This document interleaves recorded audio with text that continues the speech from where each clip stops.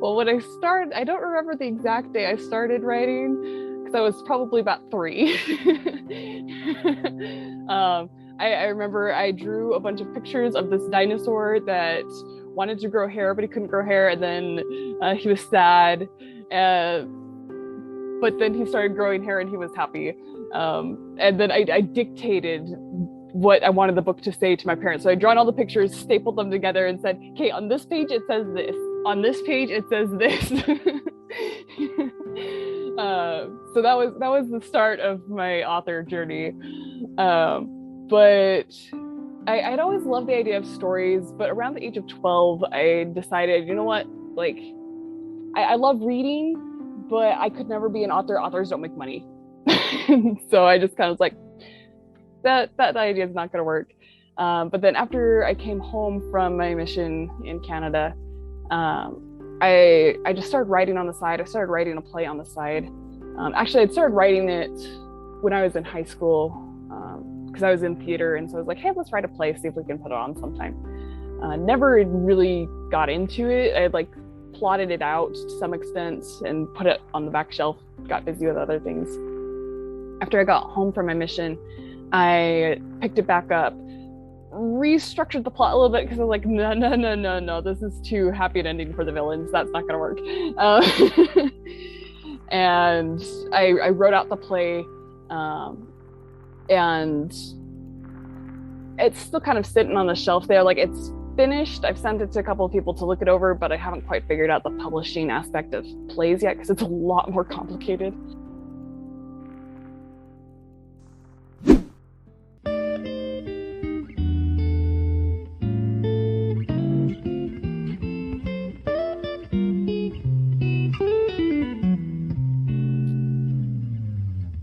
Hello, everybody. Welcome to the podcast. I have an author with me who has a little bit of a connection with Canada, so I'm very happy about that. But my author today is in Utah, I believe, which is a place I would love to visit someday. Sounds gorgeous.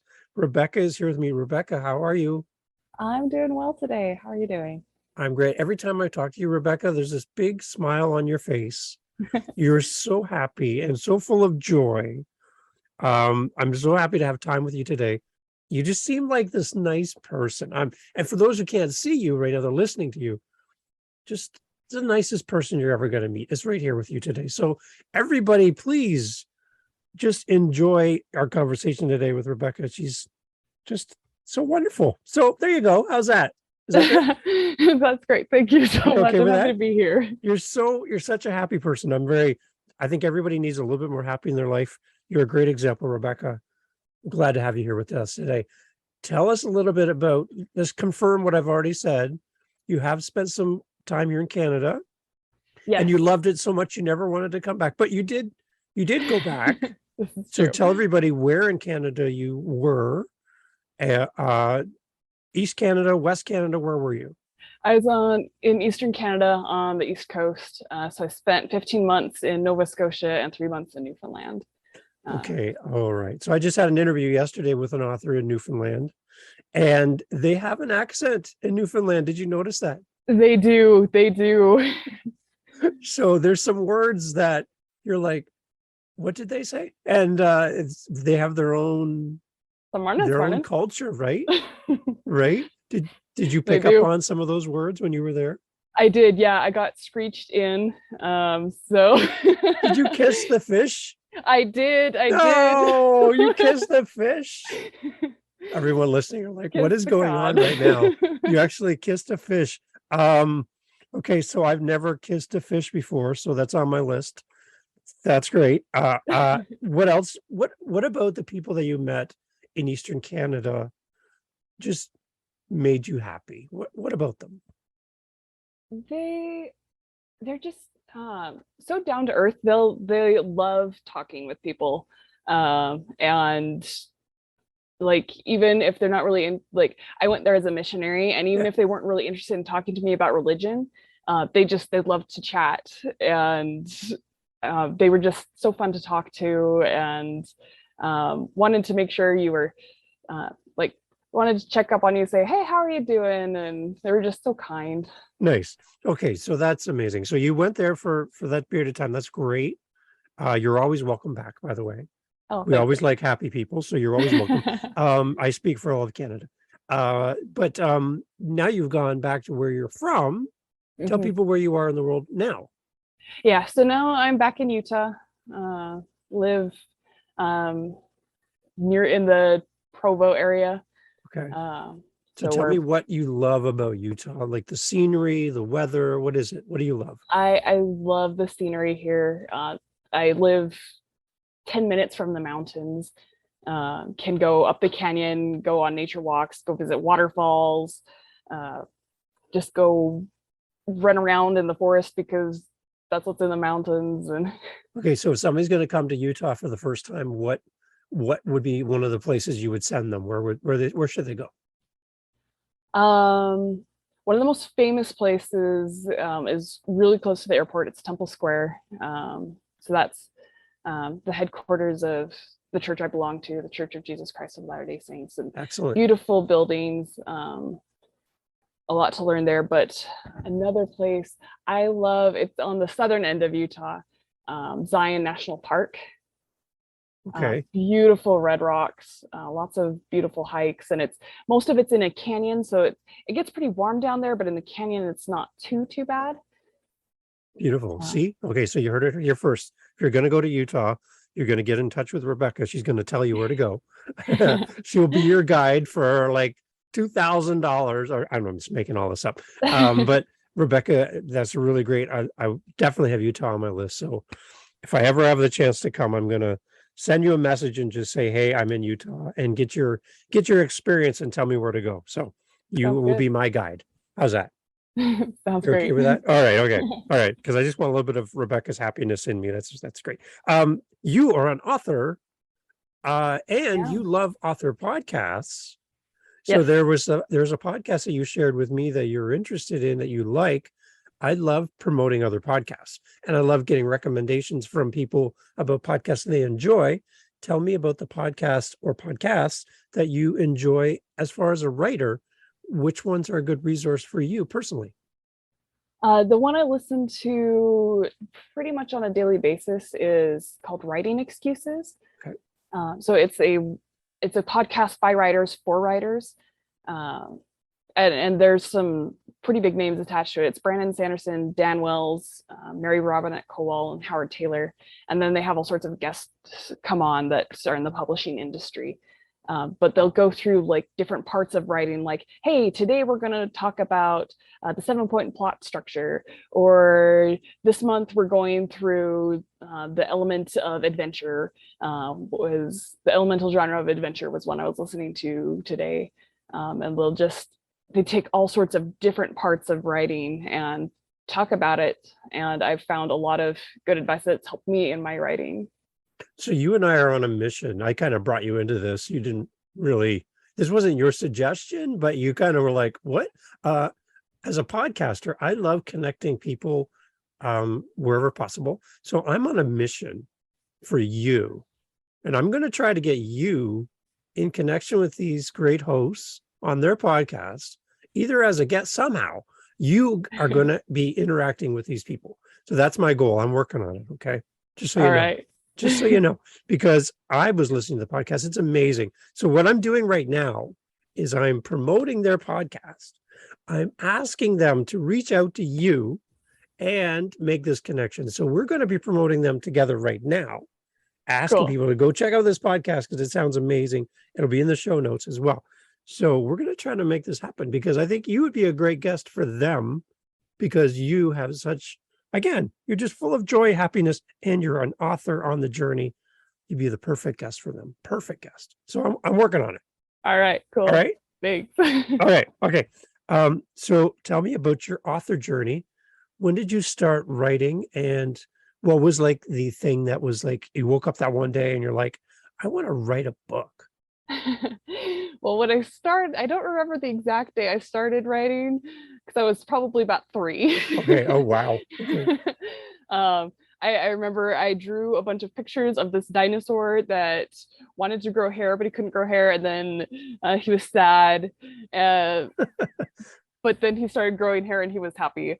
And then I dictated what I wanted the book to say to my parents. So I drawn all the pictures, stapled them together, and said, "Okay, on this page it says this. On this page it says this." Nice. So that was the start of my author journey. But I'd always loved the idea of stories. But around the age of 12, I decided, you know what, like I love reading, but I could never be an author. Authors don't make money. So I just kind of was like, that idea is not going to work. But then after I came home from my mission in Canada, I just started writing on the side. I started writing a play on the side. Actually, I'd started writing it when I was in high school, because I was in theater, and so I was like, hey, let's write a play, see if we can put it on sometime. Never really got into it. I like plotted it out to some extent and put it on the back shelf, got busy with other things.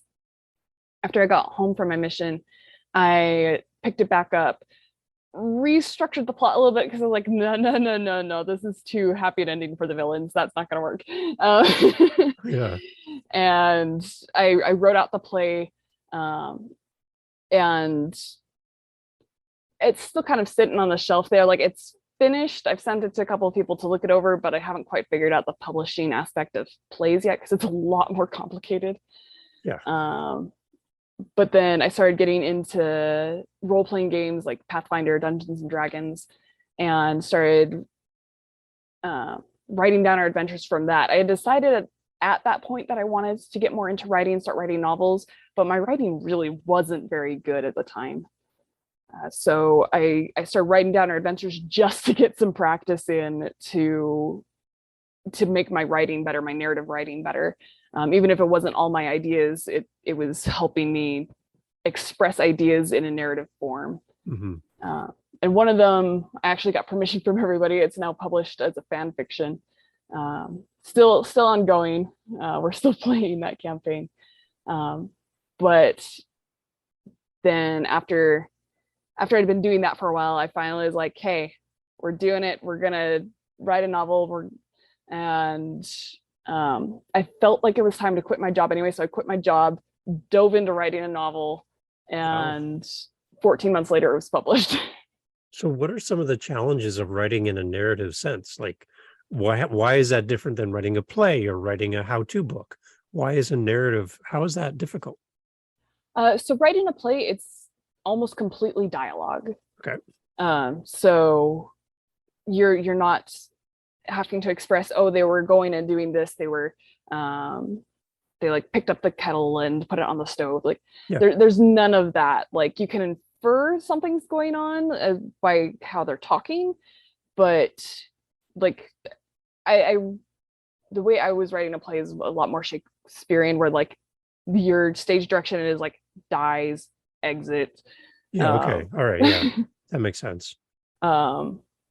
And a how-to, it's very point by point. I do some technical writing sometimes, and it's very technical. And it's not exciting to read. Yeah, it's a how-to book. It's kind of a 1, 2, 3 ABC type thing, right? Yeah. So when you're writing narrative, you've got to find a way to say what's going on, but make it sound exciting, or at least not dull as a hammer. Yeah. Or detracts from your story, right? You want it to help push the story, but you don't want to spend all of your time talking about the drapes or the carpet color or the weather outside. But exactly. All those kind of things kind of together feed the story to some degree, right? Okay. Yeah. That's amazing. So it's a good combination of being descriptive and adding action into it is generally how I write my narrative. It's got that good combination. There are ways, and they're not what my forte is, where it's like beautiful description that just enthralls you, but I haven't quite got to that stage yet. So you mentioned just a few minutes ago that your first writings weren't that great. Mm-hmm. I like that you can admit that and you can realize that, but that didn't hold you back from writing. But No. how have you seen yourself grow as an author? If you look back at one point and go, well, that wasn't my best work, but I'm learning, but now I'm better at this. How has that journey been? How do you know you're improving? What's getting easier? Comparing like where just like sometimes like I'll be working on something and I'll be like, "Ah, I don't feel like this is very good," and then I'll like look back at something I'd written previously like in a different work. I was like, okay, no, never mind, this is looking great. Oh, you're okay. Yeah. And I don't even know that I could tell you exactly what differences I'm noticing, other than like just flow. Like it tends to be my flow is a little bit better instead of really choppy. I feel like I was at the beginning. Because one tip I learned fairly recently, but I can tell that I've been implementing in practice for a little bit longer, is the shorter a sentence, the slower things actually seem to go. So if you have multiple choppy sentences in a row, it's going to flow a lot slower than if you had just one long sentence that just keeps running on and it just feels like it's flowing, and it's not like abruptly stopping you all the time. Interesting. Wow. Okay. So that's a great tip for authors that are listening to this, is that maybe to leverage that a little bit more. Besides the podcast that you've been listening to, you're also in a writing group. Is that right? Yes. Tell me about the advantages of doing life as an author in a writing group compared to doing it all by yourself in a cabin by the woods with no internet and no connection with humankind. What's the difference? What do you prefer? Do you like writing by yourself sometimes and then the group, or do you always like the group better? So it's only been this year that I've been part of a writing group, and it has been incredibly helpful because we'll just submit one chapter a week for people to review. And it's great because you're getting feedback that, oh, this is great, I love this, like I want more of this, and it makes you feel good and pumped up. But then also they'll point out things like I think I mentioned to you before we started recording that, hey, there's like something big happened here and there's not enough consequence going on for this. Like this person is in trouble, but this person isn't. And the second person should really be in trouble too. And so just this last weekend, I was like, okay, yeah, you've got a really good point there. I need to write a new chapter to follow up this chapter. I need to make some adjustments in this chapter to like make sure the person's in trouble, but I need to also write a new chapter to make sure that things are following through with, okay, you made a mistake. There needs to be consequences for this. Yeah. Here are the consequences. So you're living your next chapter. Yes. Insert podcast name here. Yes, that's exactly what you're doing, right? That's funny that you're like, well, my book is done, or I'm feeling like I've kind of resolved the story and I'm finished. And then somebody speaks up and goes, wait a minute, what about this? And you're like, oh, that's great. I'm going to have to go back and write some more. That's I love that you have that kind of community. What kind of advice have you given other people on their writings where you're like a reader now looking at their stuff and go, hey, but what about this? Any examples of what you've seen in other people that you've been able to suggest? So some of the similar things, like something's missing here, there should be like something going on because of this, or a couple, like last week, talking to some of the people, like, hey, you mentioned this twice in a row, is that really happening twice, or is it like an extension of what's going on? Or like somebody in my writing group is doing a graphic novel, and because I have some experience with like stage play, they're writing it right now as like as a script, so then they'll create the graphics and insert what's being said. But because I've got that theater background, I can look at it and go, hey, like you're saying this person is doing something, we still don't know what their name is. Exactly, right. And so it's been a lot of great stuff we can just share together. Like I can even just look through my notes I have here. Like like there was last week, somebody made a promise, and um, I was like, oh, I really hope they can fulfill that promise, because that is going to be heartbreaking if they can't. And it was good for the author to hear, hey, the readers are really invested there. And Okay. and you've either got to make sure they make good on that promise in a satisfying way, or if they can't make good on that promise, you got to explain why, and make it satisfying, that like it's going to be tragic, but it's going to make sense. Okay, so before we get into your book specifically and what you're writing, so you can let people know about that, talk a little bit about the imposter syndrome for new authors who are trying to find their voice and learn how to write and create their story, craft their story, and just that feeling of like, who am I when there's all these experts and there's people with podcasts and there's people who are published, and then there's me who's just trying to figure out my journey as an author. How do you combat author that imposter syndrome as an author? I remind myself that I have my own voice and my own stories that need to be shared, and that it's going to help somebody. It's not always easy, because sometimes like, well, yeah, like I'm still starting out. What good advice do I have to give? But then like I'll see the feedback I'm giving my friends in my writing group and be like, okay, no, I do know what I'm talking about. And just those little reminders that, yeah, I do know what I'm doing. Sometimes just listening to other people talking, I'm like, oh yeah, I already know how to do that. And Yeah. it helps. Um, and then there's times you're learning and you're like, okay, great. I see how I can implement this, and I'm going to be that much better of an author now. One thing I heard another author mention in a conversation was, if you're a curious student in life, you can be a great teacher Yes.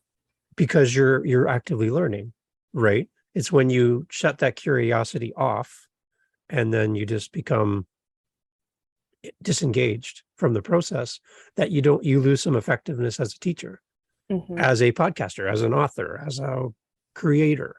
Yeah. Is the moment you can cultivate creativity and curiosity, that's that moment where you can start sharing. So even if you feel like you don't have all the answers, people love to come along on the journey and see you progress, to see you grow. And if you can get out there in front of a community and share your journey of writing a book or creating something, people will come alongside of you and they'll support you and they'll want to see your progress from beginning to end and kind of be there for you. And that's what I'm hearing from you in this writing group, is you don't have to do this by yourself. You Right. can have people around you who can kind of build you up and help you fill in some of those missing gaps that you might be unaware of as an author in the Mm-hmm. process. Yeah.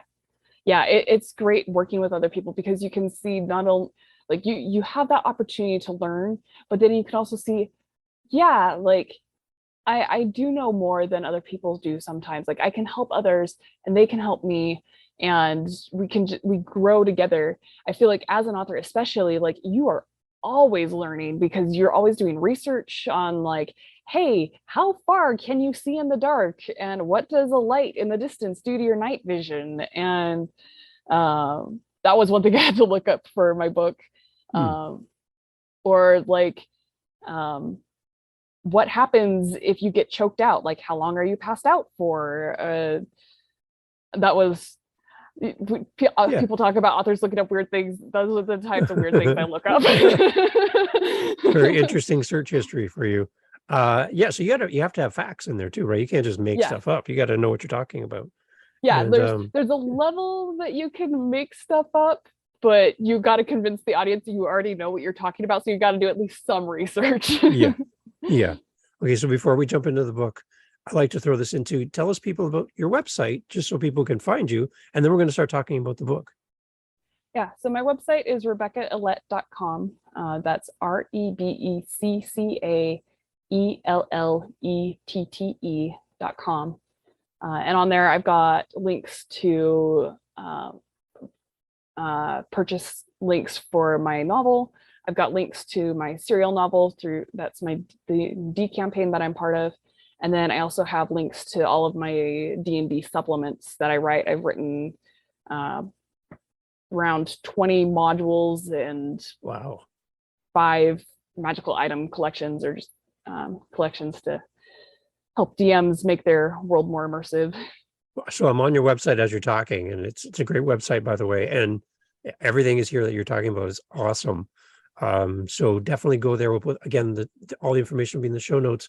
Let's talk about the book you're writing, and let's bring people up to speed on what's coming and give them a little taste of what's to come. Okay.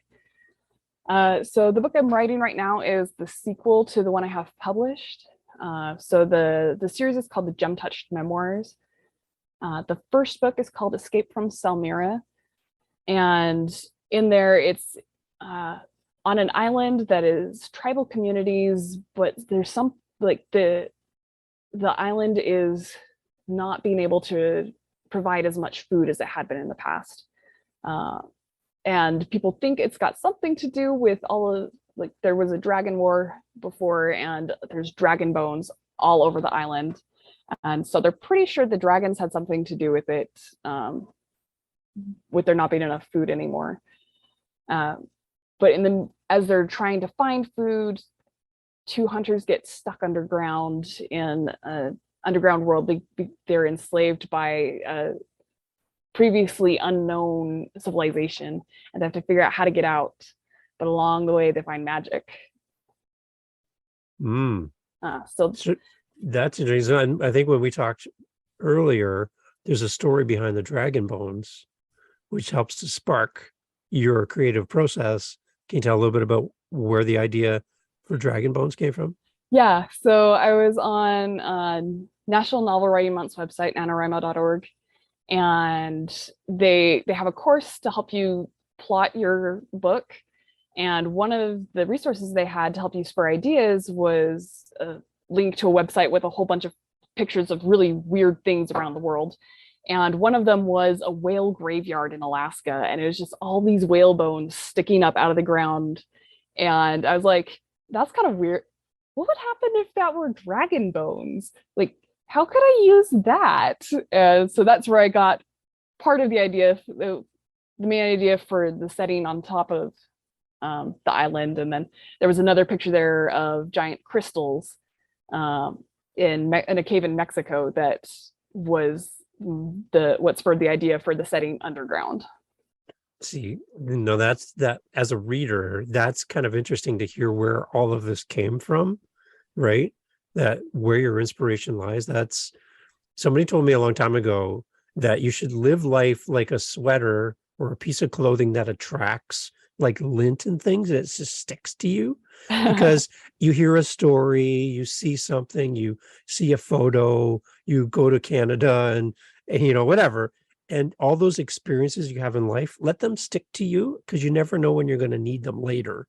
And they become like little stories that you can draw from, and a photo turns into a novel, and like just let things stick to you as much as possible.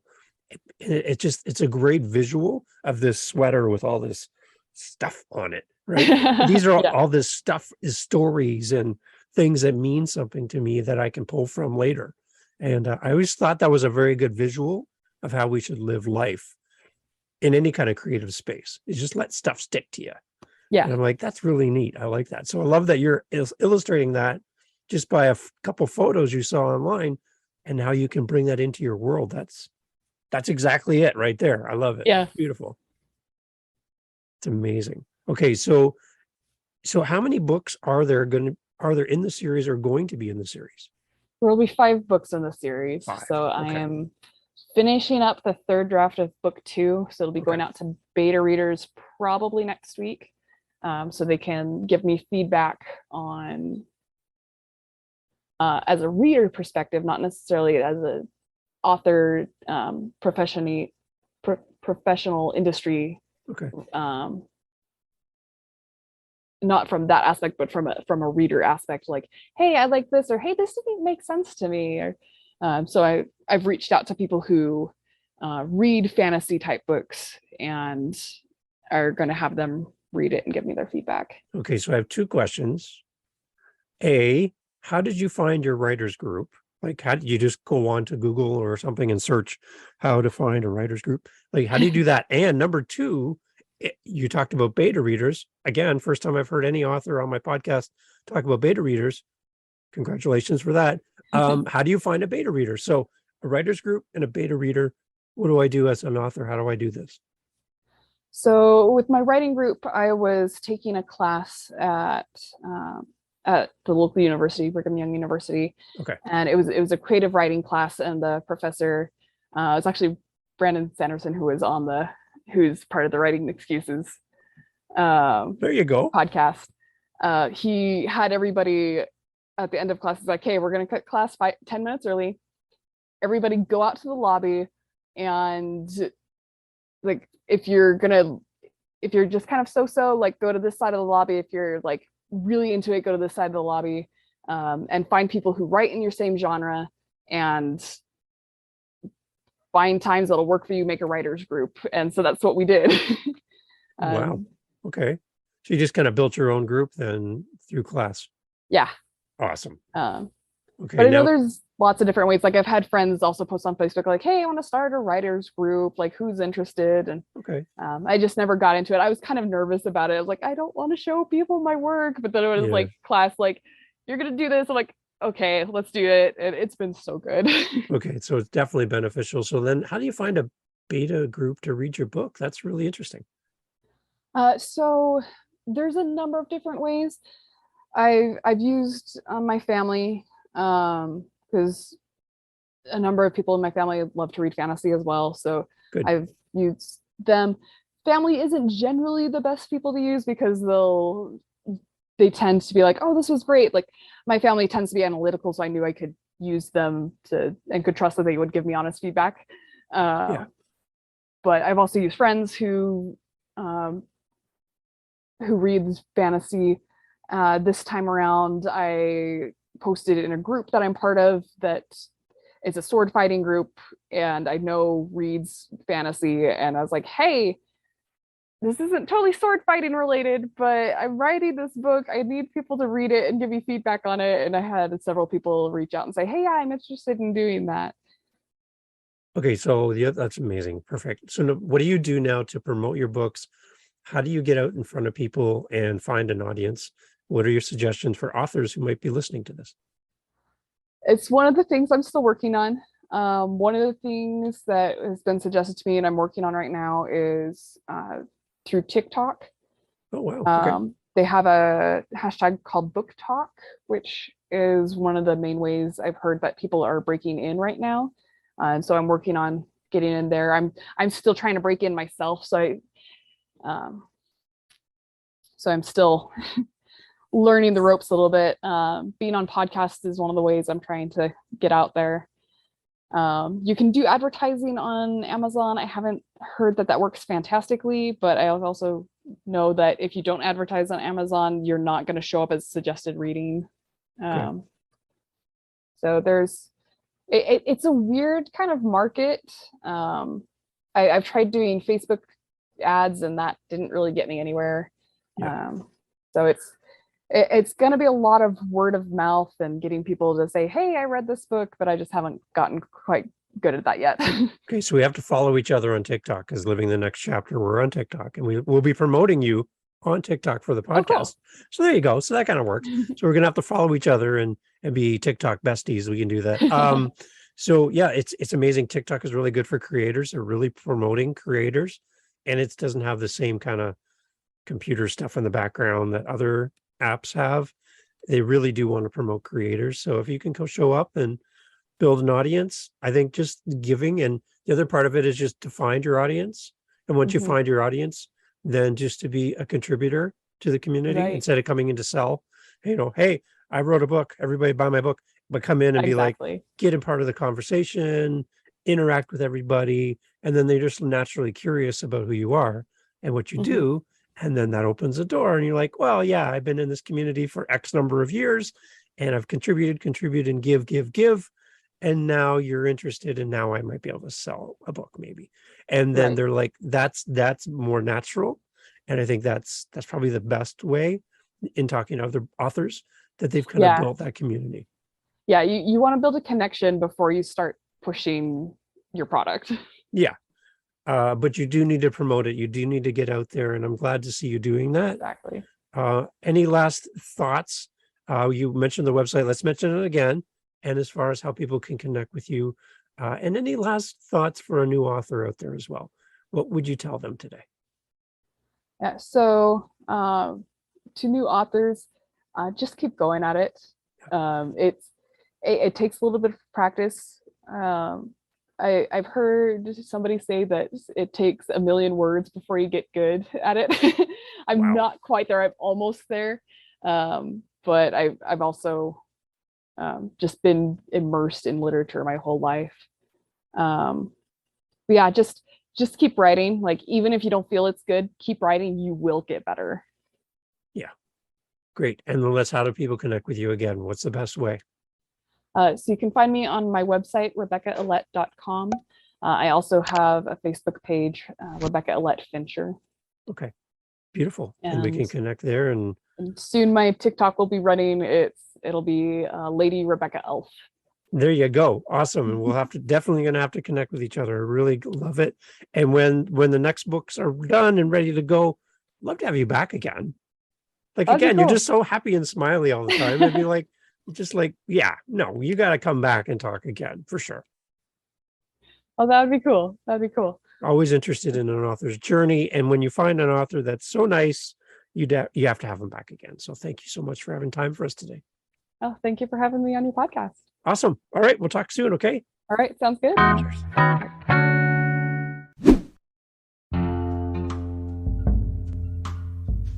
Hey guys, thank you for listening to the podcast. Jump over to livingthenextchapter.com, our website, and you will see a spot where you can leave a voice message. We'd love to hear your feedback. We're trying to make it as easy as possible to hear from you. So if you want your voice on this podcast, yes, that's possible. Go to livingthenextchapter.com, click the little microphone icon, leave a voice message. We'll insert your message into the podcast. Tell us where you're listening from. Tell us your favorite guest. Maybe there's a guest we should have on the podcast. Maybe you should be our next guest. Leave us a message on livingthenextchapter.com. Again, thank you so much for listening. Please share this podcast episode with one person. That's all we're asking. Meet you over there at livingthenextchapter.com. Thank you for listening.